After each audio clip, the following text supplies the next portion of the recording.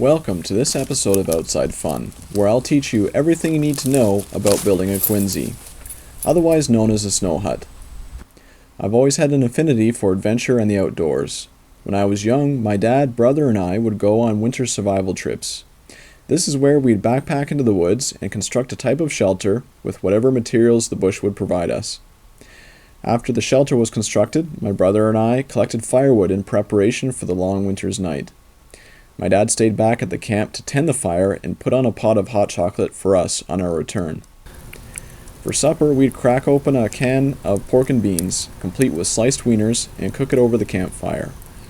It was a simple meal, but it tasted like five-star dining after a whole day of working hard in the cold snow. It was these memories that fueled my love for the outdoors. When I was ready to move away from home, I decided to retreat back into the woods, alone this time, for some good old-fashioned winter survival. I dug the van into the side of a snowbank, and with my pack of supplies thrust upon my back, I started trudging through the snow. I chose a spot in a field against the tree line to build myself a quinzee. I used my collapsible shovel to begin heaping the snow up into a pile. At first, I didn't seem to be making very much progress, but within 15 minutes, I already had a respectable pile. The snow was very light and fluffy, and I was worried that it wouldn't make a very good snow hut. But the good news is that a snow hut can be built with any type of snow.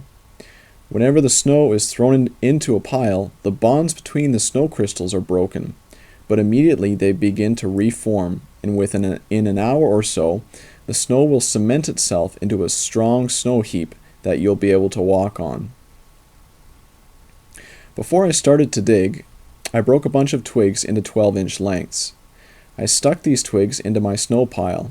I spread them out in an even grid pattern across the surface of the pile, and I used these twigs as thickness markers for the walls, so that as I hollowed out the inside, if I hit the end of a twig in a certain area, I knew not to take any more snow off of that section. I dug the whole quinzee out until I had hit the ends of all the twigs. It's best not to dig the floor all the way to the ground, like I did. Rather, let the floor sit about 6 inches higher than the entrance. This allows the cold air to fall away from your body. Also, it is important to dig a vent hole through the quinzee ceiling. And as for your entrance, make sure to only partially cover it up when night comes. This will allow fresh air to circulate, which will help prevent CO2 buildup. The next thing you'll want to do is place a tarp down on the surface that you'll be sleeping on. Then set a wool blanket on top of that, followed by a sleeping bag and another blanket. This will keep any moisture from being absorbed into the sleeping bag from below, because the drier you are, the warmer you'll be. As well, having a few layers between you and the snow will prevent the cold ground from sucking the heat out of your body as you sleep. As night came for me, I sat by the fire eating a can of pork and beans and sipping away on my cedar tea that I gathered earlier on that day. Directly to the east, I heard a pack of coyotes howling away, and almost immediately, a rival pack of coyotes to the west howled back. Then to my southwest, I heard what I think was a couple domesticated farm dogs joining in with a chorus of haunting howls that filled the darkness around me. It was so beautiful that I decided to join in. So I threw my head back and let out a howl of my own. Immediately, all the other howling stopped. I felt a little embarrassed as if I'd crashed someone's party. I was the uninvited guest that nobody knew. Well, anyway, I awoke in the morning to freezing rain. Everything was glazed over in a layer of pure ice. I got up fast and moved quickly so that the morning cold wouldn't get to me. I packed up and walked out to the van. As it turned out, getting back to the vehicle was only half the adventure. You see, most of the roads leading home were closed that morning due to the freezing rain. Unfortunately, I didn't have enough supplies to last another night where I was, so I got into the van and drove very slowly home. Eventually, I made it safe and sound. Building a snow hut is something great you can do with your friends or even the kids. You don't have to build one in the woods like I did. Why not build it in your backyard? That way, it'll be easy enough to slip back into the house if things don't go according to plan. Here's a snow hut that I built in my own backyard that my wife and I stayed in.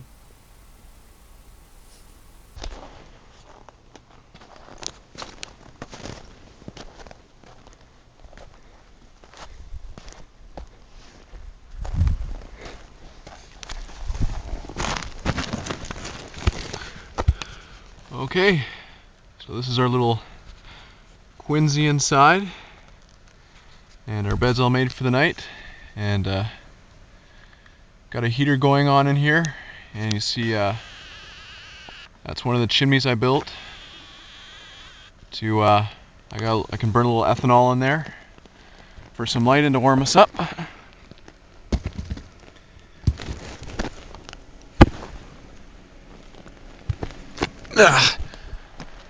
Okay, so here we are, and I've got some drinks out here and stuff. Got a bunch of candles to burn, and there's my other chimney that I can burn something in.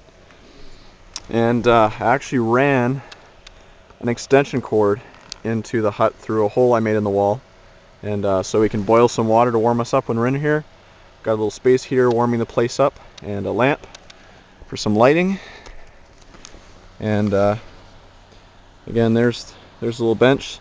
Someone could sleep on there if they had to, and actually it's best to sleep on a raised platform because that way the cold air can fall away from you.